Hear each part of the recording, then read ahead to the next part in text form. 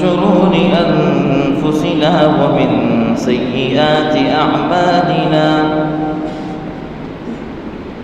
من يهده الله فلا مضل له ومن يضلل فلا هادي له ونشهد أن لا إله إلا الله وحده لا شريك له ونشهد أن سيدنا ومولانا محمدا عبده ورسوله أما بعد فأعوذ بالله من الشيطان الرجيم بسم الله الرحمن الرحيم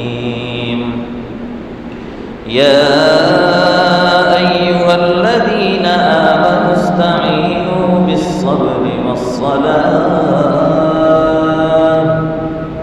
إن الله مع الصابرين ولا تقولوا لمن يقتل في سبيل الله أموات بل أحياء ولكن لا تشعرون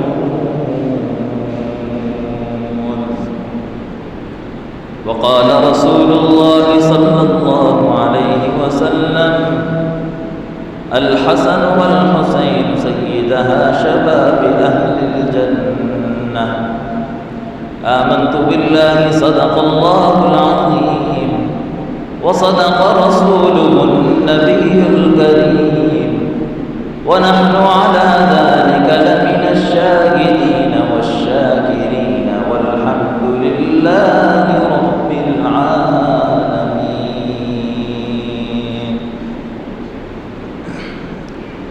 ہم نے کب کہا ہماری ہے کربلا، ہم نے کب کہا ہماری ہے کربلا، حق کی بات تم کرو تو تمہاری ہے کربلا. جس نبی کے دل پہ اتاری ہے آیتیں اس نے ہمارے دل پہ اتاری ہے کربلا. میرے محترم بھائیو اور دوستو، محرم الحرام کا یہ بابرکت مہینہ چل رہا ہے. اس محرم الحرام کی بہت ساری فضیلتیں ہیں. گزشتہ جمعۃ المبارک میں ان کا ذکر بھی کیا گیا ہے اور آج بھی کچھ فضیلتوں کا ذکر کیا جائے گا کہ محرم الحرام کے مہینے میں کیا وہ عمل کیا جائے جو پیارے آقا علیہ الصلوۃ والسلام نے بھی وہ عمل کیا. اور محرم الحرام میں جو المناق واقعہ ہوا، نواسہ رسول حضرت حسین رضی اللہ تعالی عنہ کو شہادت جو نصیب ہوئی، مظلومانہ جو شہادت ہوئی، جو ان پر ظلم ہوا، یہ بھی اس محرم الحرام کے مہینے میں ہوا. یہ بھی تاریخی واقعات میں سے ایک واقعہ ہے. محرم الحرام، یکم محرم الحرام، سیدنا فاروق اعظم رضی اللہ تعالیٰ عنہ کی شہادت یکم محرم الحرام کو ہوئی. گزشتہ جمعے اس موضوع پر بھی کچھ بات کی گئی ہے. محرم الحرام حرمت کے مہینوں میں سے ایک مہینہ ہے، اور یہ حرمت کا مہینہ جو ہے، ویسے تو عام مہینوں میں بھی انسان کو گناہوں سے بچنے کا ارتکاب کرنا چاہیے. عام مہینے اسلامی مہینوں کا بھی احترام ہونا چاہیے، لیکن جو مہینے اللہ نے حرمت کے مہینے قرار دیے ہیں ان مہینوں پر خاص طور پر یہ خیال رکھنا چاہیے کہ کسی قسم کا بھی لڑائی جھگڑا، کسی قسم کی بھی حقوق العباد، کسی قسم کی بھی کسی بھائی کی دل آزاری، کسی مسلمان بھائی کو تکلیف، اس کا خاص خیال رکھا جائے۔ یہ جو حرمت والے مہینے، ان کا تو یہودی بھی خیال رکھتے تھے، قریش مکہ بھی ان میں احترام کیا کرتے تھے، ان کے دل میں بھی ان مہینوں کی قدر تھی۔ بعض لوگوں کے ذہن میں یہ ہے کہ محرم الحرام اس لیے حرمت والا مہینہ ہے کہ اس میں سیدنا حسین رضی اللہ تعالیٰ عنہ کی شہادت ہے۔ حالانکہ یہ سیدنا حسین رضی اللہ تعالیٰ عنہ اس محرم الحرام کی یہ فضیلت ہے کہ ان کو شہادت نصیب ہوئی ہے، لیکن حرمت والا جو مہینہ یہ اللہ نے جب زمین آسمان کو پیدا کیا، اسلامی مہینے بنائے، اس وقت سے یہ حرمت والے مہینے قرار دیے، اور قرآن کریم میں یہ آیت نازل ہوئی، ان عدت الشہور عند اللہ 12 شہرا فی کتاب اللہ یوم خلق السماوات والارض منها 4 حرم۔ جس وقت اللہ نے تخلیق فرمائی زمین و آسمان کی، اس وقت اسلامی مہینے جو بنے اور اس میں 4 مہینے حرمت والے قرار دیے گئے، عزت و احترام والے قرار دیے گئے، ہر اس چیز کو کرنے کا حرام قرار دیا گیا، ہر اس گناہوں سے بچنا ضروری ہے جو عام طور پر بندہ گناہ کرتا ہے، ویسے بھی گناہوں سے ارتکاب کرے، لیکن انسان ہونے کے ناطے گناہ ہو جاتے ہیں، لیکن ان مہینوں میں خاص طور پر خیال رکھنا چاہیے کہ ان کا تقدس پامال نہ ہو۔ اور آگے کیا ہے؟ 4 حرم فلا تظلموا فیہن انفسکم، اس مہینے میں اپنی جانوں پر ظلم نہ کرو، اس مہینے پر اپنی جانوں پر ظلم نہ کرو۔ ایک تو اس سے یہ بات لی جاتی ہے کہ محرم الحرام میں کسی قسم کا اپنے جسم کو آزاد دینا، تکلیف دینا، اس سے بھی منع کیا گیا ہے، کیونکہ یہ جسم اللہ کی امانت ہے، یہ جسم ہمارا تو نہیں ہے، یہ صحت اللہ کی امانت ہے، اللہ کی دین ہے، یہ نعمتیں اللہ کی دین ہیں، یہ آنکھوں کی بصیرت اللہ کی دین ہے، ہمارا چلنا پھرنا محض اللہ کا فضل و کرم ہے، ہمارا اس میں کوئی کردار نہیں ہے۔ ہم نے کیا اللہ پر احسان کیا کہ اللہ نے ہمیں صحیح سلامت پیدا کیا، اور جو لوگ معذور پیدا ہوئے انہوں نے کیا گناہ ایسا کیا؟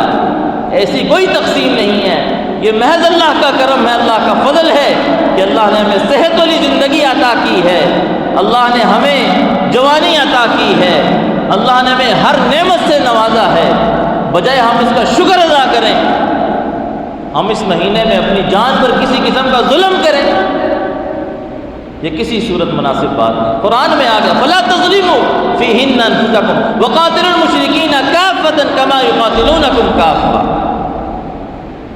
مشرکین مکہ کے ساتھ جہاد کرو جیسے وہ تمہارے ساتھ قتل و قتال کرتے ہیں، ان کے ساتھ بھی قتال کرو۔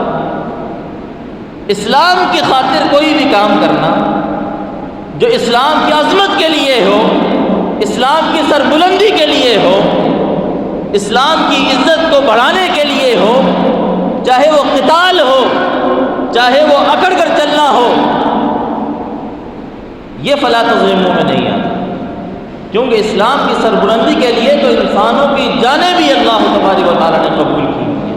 صحابہ اکرام نے تو اپنی جانیں دے دیں اسلام کی سربلندی کے خاطر۔ اور آگے فرمایا وَاعْلَمُوا أَنَّ اللَّهَ مَعَ الْمُتَّقِينَ، اور اللہ جانتا ہے بے شک اللہ متقی لوگوں کے ساتھ ہے، پرہیزگار لوگوں کے ساتھ ہے۔ اللہ تو دلوں کے بیتوں کو جانتا ہے کہ کس کی نیت کیا ہے، کون کس مقصد کے لیے کر رہا ہے، کون کس کے لیے کر رہا ہے۔ تو یہ حرمت والا مہینہ ہے محرم الحرام، اس کی ایک فضیلت تو یہ ہے، اور دوسری فضیلت یہ ہے کہ عاشورہ کا دن جو 10 محرم الحرام ہے، یوم عاشور، 10 محرم الحرام کے دن آپ صلی اللہ علیہ وسلم روزہ رکھا کرتے تھے، اور فرمایا آپ صلی اللہ علیہ وسلم نے کہ محرم الحرام عاشورہ کے دن روزہ رکھنے کی فضیلت یہ ہے کہ 1 سال کے گناہ معاف ہو جاتے ہیں، پچھلے 1 سال کے گناہ۔ اور جب رمضان المبارک کے روزے فرض نہیں ہوئے تھے، ان کی فرضیت سے پہلے محرم الحرام کا روزہ فرض تھا، لیکن جیسے ہی جب رمضان المبارک کے روزے فرض کر دیے گئے تو پھر محرم الحرام کا جو روزہ ہے یہ بھی منسوخ ہو، اس کی فرضیت منسوخ ہوگی، لیکن اس کا فضائل فضیلت اسی طرح ہے۔ یہ کتنا اللہ کا کرم ہے کہ فضیلت کو کم نہیں کیا گیا، فرضیت منسوخ ہو گئی، لیکن روزہ رکھنے کی جو فضیلت ہے وہ وہیں قائم ہے۔ یہ ہے اللہ تعالیٰ شان کی ہم سے محبت کہ عمل تھوڑا سا اور اس کا اجر پہاڑوں کے برابر، 1 سال کے گناہ معاف۔ اور اس میں ایک اور بات بھی ہے کہ پیارے آقا علیہ الصلوۃ والسلام جب مکہ سے ہجرت کر مدینہ کی طرف گئے تو وہاں دیکھا کہ جو اہل مدینہ جو یہودی آباد ہیں وہ بھی 10 محرم الحرام کا روزہ رکھتے تھے۔ پیارے آقا علیہ الصلوۃ والسلام نے ان سے پوچھا تم کیوں محرم الحرام کا روزہ رکھتے ہو؟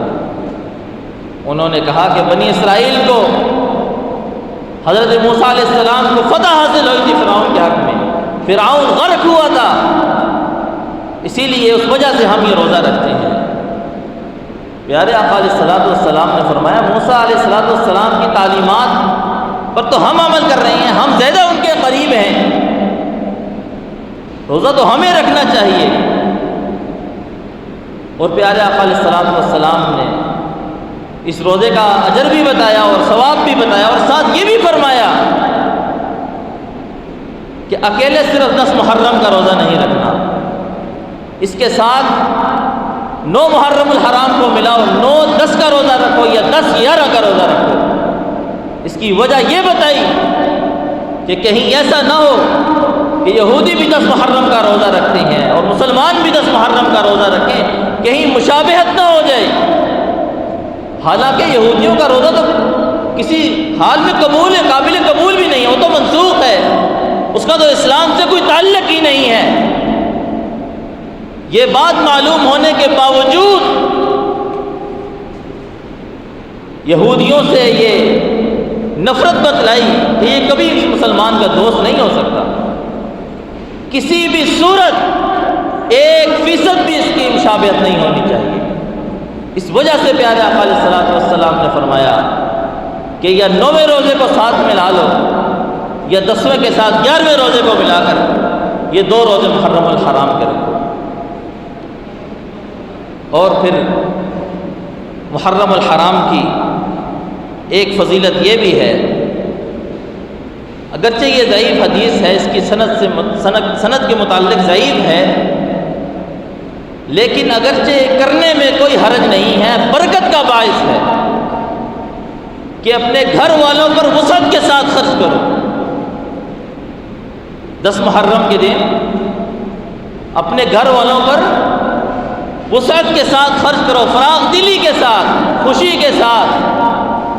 اب اس میں کوئی مختص نہیں ہے کہ کھیر ہی پکانی ہے، چاول ہی بنانے ہیں، یا کوئی ایسی چیز مختص نہیں ہے اسلام میں۔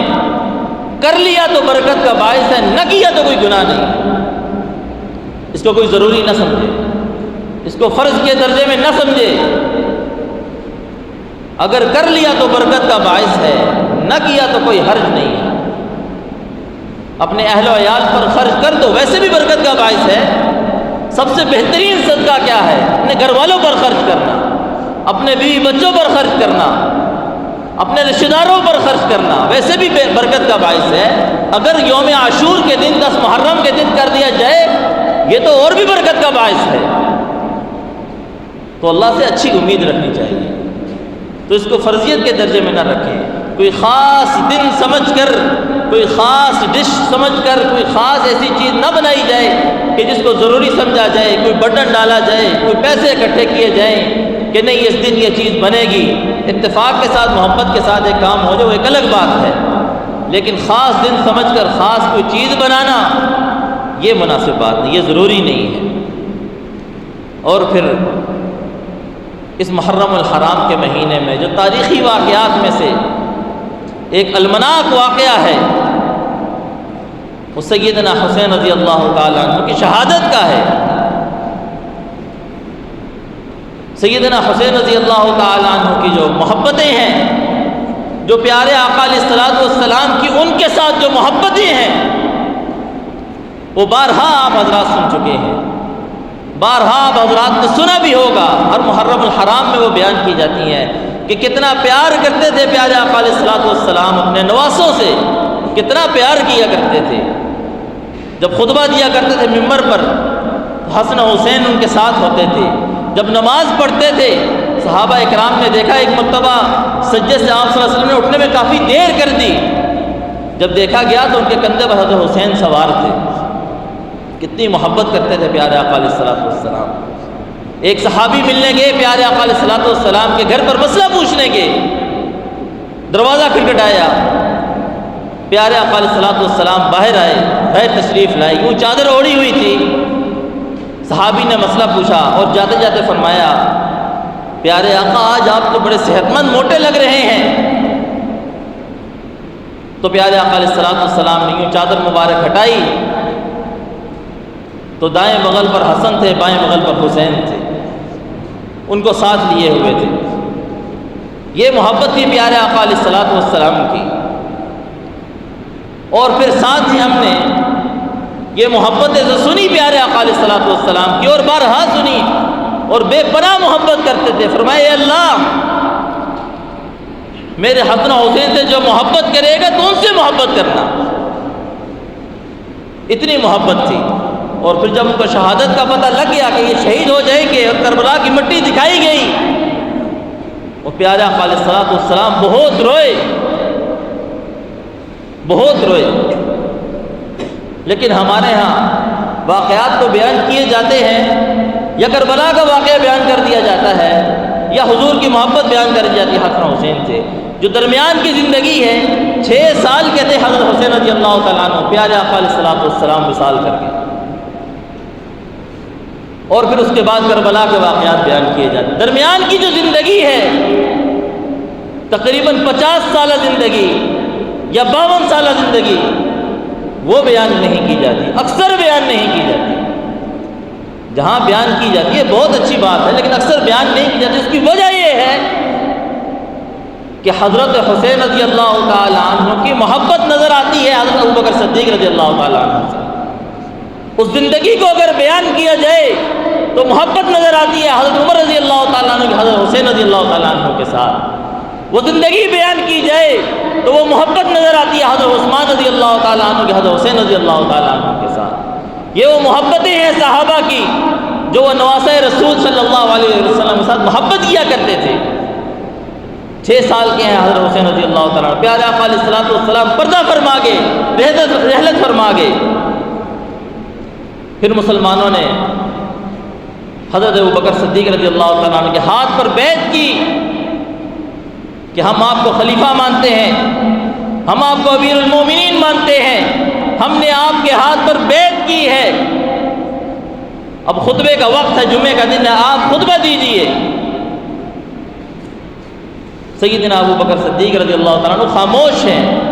پھر کہا صحابہ نے خطبہ دیجئے، پھر خاموش ہیں۔ پھر کہا صحابہ نے خطبہ شروع کیجئے۔ پھر سیدنا ابوبکر صدیق رضی اللہ عنہ نے فرمایا میری نگاہیں کسی کو ڈھونڈ رہی ہیں، کہاں ہے حسن حسین؟ مجھے وہ نظر نہیں آ رہے، ان کو لایا جائے۔ ان کو لایا گیا، دائیں جانب حسن کو بٹھایا، بائیں جانب حسین کو بٹھایا، اور صحابہ سے عرض کیا کہ گواہ رہنا یہ نبی کا غلام خطبہ دے گا، پیارے آقا علیہ الصلوۃ والسلام رحلت فرما گئی ہیں، اگر ان کی چہرے کی مشابہت کسی نے دیکھنی ہوئی تو حسن حسین کو دیکھ لیجیے گا۔ یہ محبت تھی۔ ابو بکر صدیق رضی اللہ تعالیٰ نے حسن حسین سے 2.5 سال خلیفہ رہے. اس کے بعد حضرت عمر فاروق رضی اللہ تعالیٰ عنہ خلافت کا دور آتا ہے. ان کی محبت دیکھیے. حضرت عمر فاروق رضی اللہ تعالیٰ عنہ کسی سرکاری کام سے اپنے دفتر میں مصروف ہیں.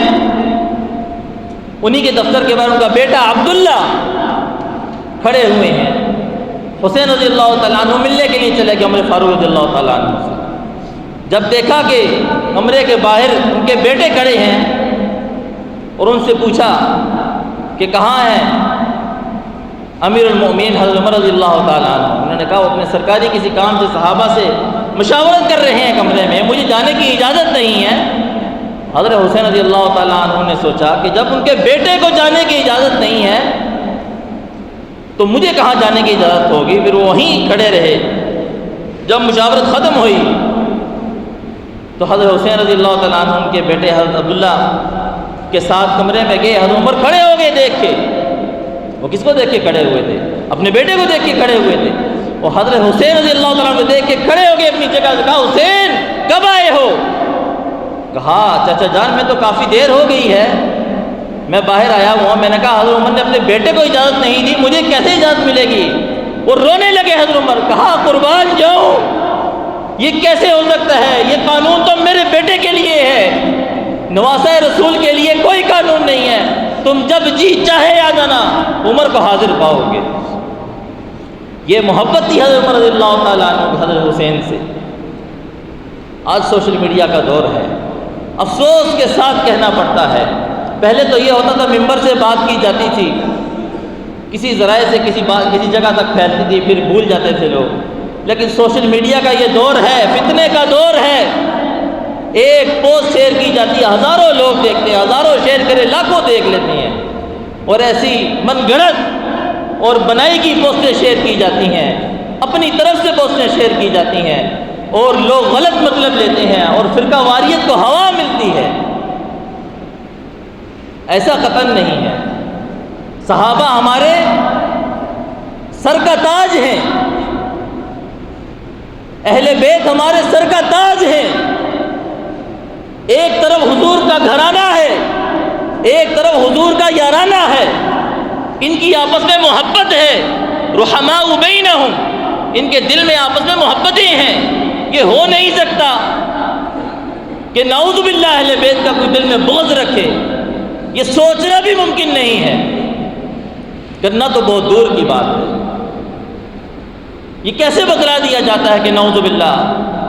حضرت عمر فاروق رضی اللہ تعالیٰ عنہ نے حضرت فاطمہ کا گھر جلایا یا دروازہ توڑا. حضرت فاطمہ رضی اللہ تعالیٰ عنہ اسلام کی عزت ہے, اسلام کی شان ہے, ان کا دروازہ تو اسلام کی عزت ہے. یہ ممکن نہیں. اگر نعوذ باللہ خدا نہ خواستہ ایسی کوئی بات ہوتی تو رب کعبہ کی قسم حضرت عمر فاروق رضی اللہ تعالیٰ عنہ اسلام کی دولت سے اللہ کبھی نہ نوازتا, کبھی بھی حضور کی دعا نہ بناتا. حضور نے تو حضرت عمر رضی اللہ تعالیٰ عنہ کو مانگا, حضور کی دعا بنے, یہ ان کی قسمت ہے. حضرت عمر رضی اللہ تعالیٰ عنہ کی اسلام کی خاطر قربانیاں ہیں. ان کے دور میں بہت ساری فتوحات ہوئی ہیں. بیت المال خزانہ بھر گیا تھا, اتنی فتوحات ہوئی ہیں, اتنی زیادہ فتوحات ہوئی. پھر مشاورت ہوئی کہ بیت المال کا کیا کیا جائے. پھر صاحب الآراء لوگ بیٹھے, مشورہ ہوا. مختصر یہ لب لباب بات کرنے کا یہ ہے کہ یہاں بھی حضرت عمر فاروق رضی اللہ تعالیٰ نے اپنے خلافت کے دور میں یہاں بھی محبت بتلائی نواسہ رسول کے ساتھ. جب مال تقسیم ہونے کی بات آئی کہ اتنا بیت المال بھر چکا ہے, کس حساب سے تقسیم کیا جائے, اور پھر یہ آیت نازل ہوئی والسابقون الاولون من المہاجرین والانصار, اور یہ ترتیب بتائی گئی جو بدرین صحابہ ہیں, جو افضلیت رکھتے ہیں, جنہوں نے آپ صلی اللہ علیہ وسلم پر جان نثار کر دی, سب کچھ قربان کر دیا. اس ترتیب سے اس درجہ بدرجہ ان میں تقسیم کیا جائے. تو اس میں بدرین صحابہ جو بدر میں جنہوں نے جانیں دی تھی, جانوں کے نذرانے پیش کیے تھے, وہ صحابہ جو جنگ میں شریک ہوئے تھے، جنہوں نے جان مال آپ علیہ الصلوۃ والسلام پر لٹا دیا تھا، ان کا نام آیا، اور سب سے پہلے نمبر پر ان میں مال تقسیم کیا گیا، اور جو مال کی مقدار رکھی گئی وہ تقریباً اس دور کے مطابق اس ٹائم 5000 دینار فی کس معاوضہ رکھا گیا، فی کس صحابی کا۔ اور پھر جب باری آئی حضرت حسن حسین کی، یہاں قربان جاؤں حضرت عمر رضی اللہ تعالیٰ عنہ کا انصاف پر، فرمایا بدر میں تو یہ پیدا بھی نہیں ہوئے تھے اور مہاجرین میں سے بھی نہیں ہیں، ان کے بارے میں کیا کیا جائے؟ حضرت عمر فاروق رضی اللہ تعالیٰ نے فرمایا انہی کے نانا کے کلمے سے تو اسلام کو عزت بخشی ہے، صحابہ نے ان کے نانا پر جانیں لٹائی ہیں، ان کا بھی وہی معاوضہ کیا جائے جو بدرین صحابہ کا ہے۔ یہ بھی محبت حضرت عمر فاروق رضی اللہ تعالیٰ عنہ۔ تو یہ صحابہ کی محبتیں ہیں، صحابہ تو اسلام کی شان ہے، صحابہ اسلام کی بقا ہیں۔ صحابہ نہ ہوتے تو ہمارے گھروں میں قرآن نہ ہوتا، صحابہ نہ ہوتے تو حافظ قرآن نہ ہوتے، صحابہ نہ ہوتے تو ہمیں کیسے معلوم ہوتا کہ آپ صلی اللہ علیہ وسلم کی محبت کیا تھی حضرت حسن حسین سے؟ صحابہ کے ذریعے تو ہم تک پہنچی ہے۔ یہ وہ صحابہ ہیں جن کے بارے میں قرآن نے کہہ دیا فَإِنْ آمَنُوا بِمِثْلِ مَا آمَنْتُمْ بِهِ فَقَدِ اهْتَدَوْا، ان جیسا ایمان لاؤ گے تو ہدایت پاؤ گے۔ یہ وہ صحابہ ہیں جن کے بارے میں قرآن نے کہہ دیا وَكُلًّا وَعَدَ اللَّهُ الْحُسْنَىٰ۔ یہ وہ صحابہ ہیں جن کے بارے میں قرآن نے کہہ دیا رحماء بینہم۔ یہ وہ صحابہ ہیں جن کے بارے میں قرآن نے کہہ دیا رضی اللہ عنہم ورضوا عنہ، اللہ ان سے راضی ہے، اللہ سے راضی۔ یہ وہ صحابہ ہیں۔ یہ کیسے ممکن ہے کہ جب اللہ نے کہہ دیا وَكُلًّا وَعَدَ اللَّهُ الْحُسْنَىٰ، یہ کیسے ممکن ہے کہ جب اللہ نے کہہ دیا رضی اللہ عنہم ورضوا عنہ، پھر ہم کون ہوتے ہیں 14 صدی کے بعد اٹھ کر تبرہ کرنے والے یا کوئی بات کرنے والے یا کوئی بحث کرنے والے؟ اللہ سے دعا ہے کہ اللہ ہمیں صحابہ کے نقش قدم پر چلنے کی توفیق عطا فرمائے، اور ہمیشہ صحابہ کی ناموس اور ان کی تحفظ میں ہمیں بڑھ چڑھ کر پیش ہونے کی توفیق عطا فرمائے۔ وآخر دعوانا الحمدللہ رب العالمین۔